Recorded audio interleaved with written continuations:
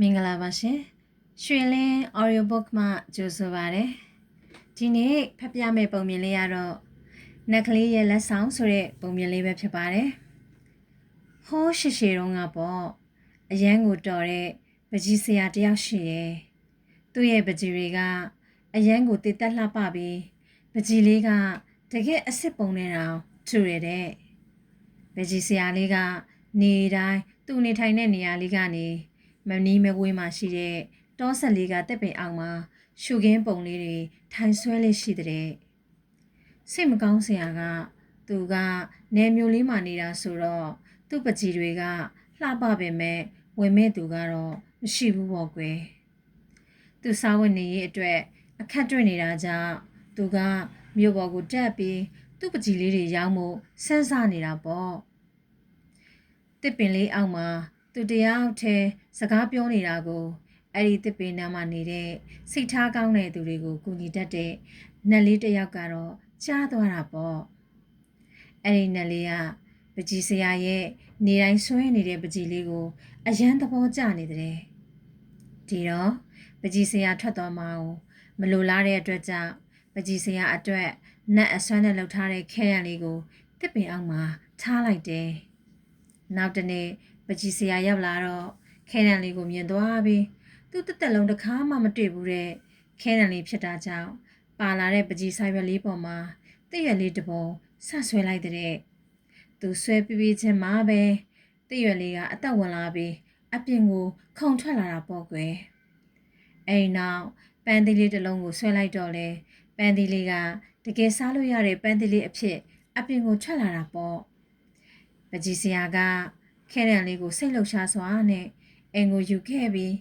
အိမ်မှာတရသီးပုံလေးကိုဖြစ်တယ်လို့နဲ့ခက်မြန်မြန်လေးဆွဲလိုက်တယ်။ဒါပေမဲ့တရသီးလေးကအပြင်ကိုထွက်မလာဘူးပေါ့။ပကြီးဆရာကစိတ်ကိုအေးအေးချပြီးသူ့ရဲ့ပကြီးပညာနဲ့တေတက်လှပစွာဆွဲမှတကယ်စားစရာလေးအဖြစ်နဲ့အပြင်ကိုထွက်လာမှာကိုသိလိုက်တာပေါ့။ဒါကြောင့်သူကဖြစ်တယ်လို့ဆွဲရင်မော်ခဲရန်လေးကအလုံးမလုံးတော့ဘူးဆိုတာကိုသူသိသွားတယ်။ပကြီးဆရာကသူ့လိုအပ်တဲ့အသုံးဆောင်တွေစားစရာတွေကိုမော်ခဲရန်လေးကနေဖြည့်ဆည်းပေးနေတော့ပကြီးဆရာလေးဟာစားဝတ်နေရေးပြည်လည်လာတဲ့အပြင်လိုအပ်တာထက်တောင်ပိုလို့ရရှိနေတာပေါ့ကွယ်။သူ့အတွက်အရာအလုံးပြည့်စုံနေတော့ပကြီးဆရာလေးကသူ့ပတ်ဝန်းကျင်မှာရှိတဲ့တခြားသူတွေကိုပါဖြည့်ဆည်းပေးမယ်လို့ဆုံးဖြတ်လိုက်တဲ့ပထမတော့ပတ်ဝန်းကျင်ကလူတွေကပကြီးဆရာရဲ့စကားကိုမယုံဘူးပေါ့လေသမားတယောက်ကိုပကြီးဆရာကနေကဲဘာလို့အလဲပြောပါလို့မေးလိုက်တော့လေသမားကလဲထုံဆက်လေးတစ်လုံးလောက်တော့လိုချင်ပါတယ်လို့ပြောတဲ့ပကြီးဆရာကလဲထုံဆက်လေးကိုဆဆွဲလိုက်တာပေါ့မကြမီပါပဲပုံလေးပြီးသွားတော့လက်ထွန်ဆက်လေးပေါ်လာတဲ့အဲ့ဒီအခါမှာလူတွေကပကြီးဆရာကိုယုံကြည်ပြီးသူတို့လိုအပ်တဲ့အရာလေးတွေကိုအလှည့်ကျတောင်းဆိုကြတာပေါ့မြို့ငယ်လေးကလူတွေဟာလည်းသူတို့လိုရာထက်ပိုပြီးမတောင်းဆိုကြဘူးတဲ့ကြာလာတဲ့အခါ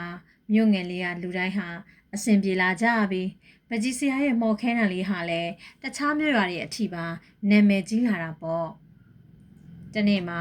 မြို့ငယ်လေးကိုလူစိမ်းတယောက်ရောက်လာပြီးပကြီးဆရာရဲ့မှော်ခန်းတံကိုလိုချင်တာကြောင့်လာဆုံဆန်းတယ်လူစိမ်းက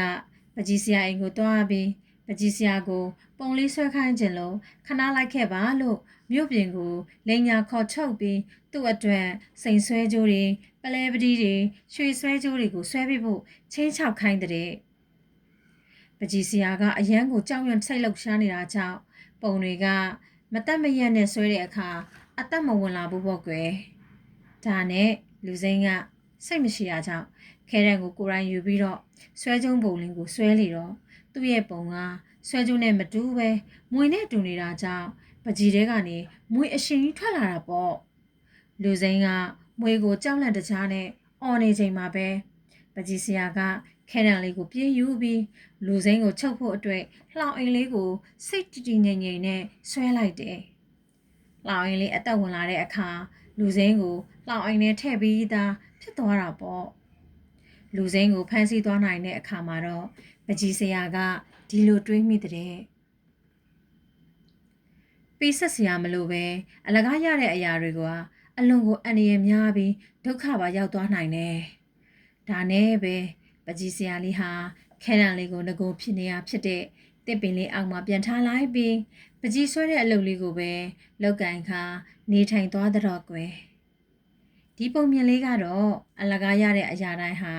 အန္တရာယ်များတယ်ဆိုတာပဲပေါ့ကွယ်။လောကကြီးမှာကိုခုံကိုအားနဲ့ကိုယ်တိုင်စူးစမ်းအားထုတ်ပြီးမှရလာတဲ့အရာတွေကိုသာတန်ဖိုးထားရမယ်။သူတစ်ပါးဥစ္စာတွေကိုလိုချင်တက်မှတ်တာလဲမကောင်းတဲ့အကျင့်မို့လို့အဲ့လိုစိတ်မျိုးမချရဘူးနော်။ကဲဒီနေ့ကတော့ဒီလောက်ပါပဲကွယ်။တီတီရဲ့ပုံမြင်လေးတွေကိုနားထောင်ခြင်းနဲ့ဆိုရင်တီတီရဲ့ audio book လေးကို like and share လုပ်သွားပေးအောင်နော်။တတား